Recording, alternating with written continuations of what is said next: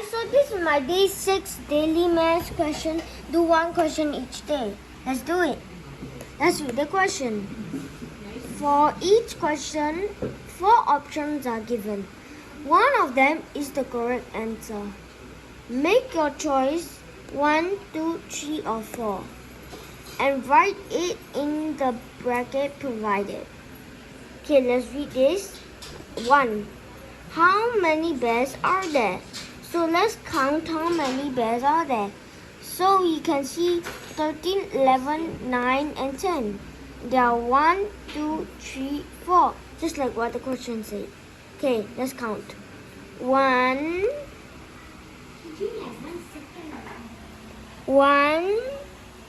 2, 3, 4,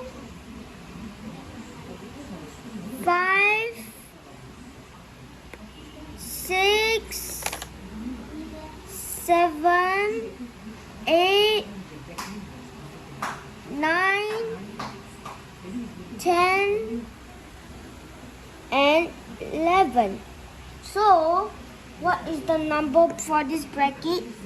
Yes, it's 2 because there is 11 at the side of 2.